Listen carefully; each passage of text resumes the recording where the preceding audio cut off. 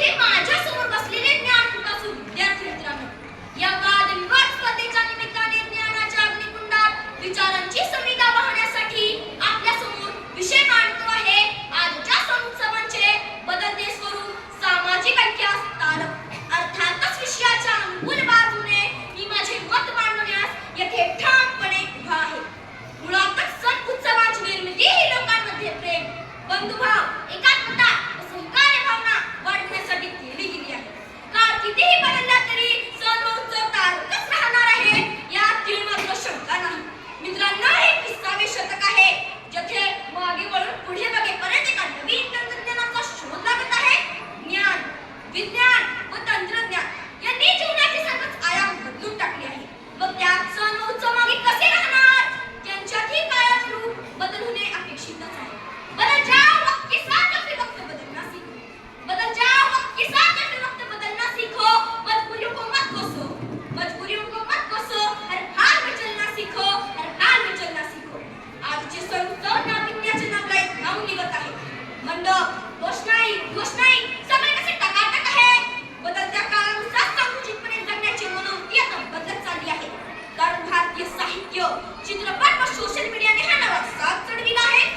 मी माझ्या प्रतिस्पर्धक मित्रांना एक गोष्ट विचारू इच्छितो की गणेश उत्सवाच्या निमित्ताने भाषण स्पर्धा, चित्रकला स्पर्धा, रांगोळी स्पर्धा, नृत्य स्पर्धा, संगीत खुर्ची घेणे हे समाजासाठी तारक नाही का हो?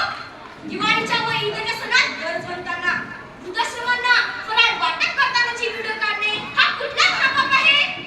गुरुपौर्णिमेच्या निमित्ताने गुरूंची आशीर्वाद घेतानाची फोटो काढणे या काय चुकीचे आहे हो? मी माझ्या प्रतिस्पर्धक मित्रांना एक गोष्ट सांगतो जी त्यांनी आयुष्यभर लक्षात ठेवावे. भारताचा बहुविध सांस्कृतिक ठसा व ठेवा जर कुणी आजपर्यंत जपून ठेवला असेल तर ते या सण उत्सवानेच ठेवला आहे. मग तो कोणत्याही जाती धर्माचा असो. मित्रहो, छत्रपती शिवाजी महाराज, डॉक्टर बाबासाहेब आंबेडकर, महात्मा बसवेश्वर यांचे कर्तृत्व आपण पोवाड्यांच्या, गीतांच्या, वचनांच्या माध्यमातून जग जाहीर करण्यासाठी जर डीजेचा वापर केला तर या काय चुकले हो? शिवजयंती, बसव जयंती, आंबेडकर जयंती हे तंटामुक्त समितीसारखे गुप्त साजरे करावे का? मग या भावी पिढीला हे महापुरुष कळणार तरी कसे? त्यांच्या समता, बंधुता व स्वातंत्र्य हे म्हणजे कसे समजणार? बदलत्या काळानुसार गुजरातची गरबावतांडी या महाराष्ट्रात आली.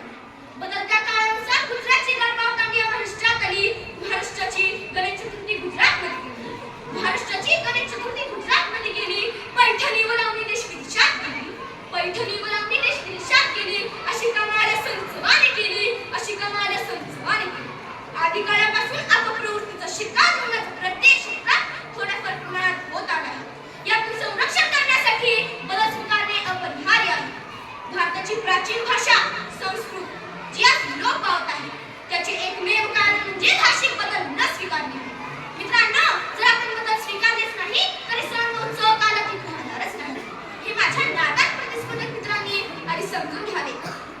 भारताचा बहुविध सांस्कृतिक ठसा व ठेवा जर कुणी आजपर्यंत जपून ठेवला आहे तर ते या सण उत्सवानेच ठेवला आहे. आता मी सांगितले आहे.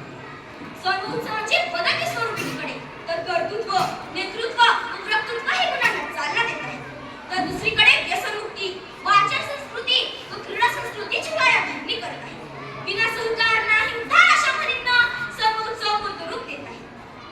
आजची पिढी सण उत्सव परंपरागत व फक्त धार्मिक वातावरणात न साजरे करता माणूस व माणुसकीचा विजय व्हावा, भारत परेशानी व्हावा यासाठी साजरा करत आहे. आज सध्या मराठवाड्याच्या वाट्याला आलेल्या अवघ्या दुष्काळाचा सामना करण्यासाठी अनेक गणेश मंडळी, नवरात्र उत्सव समिती यांनी पुढे सरसावली आहे. यात अन्नधान्य वाटप, शैक्षणिक साहित्य व काही रोख रक्कम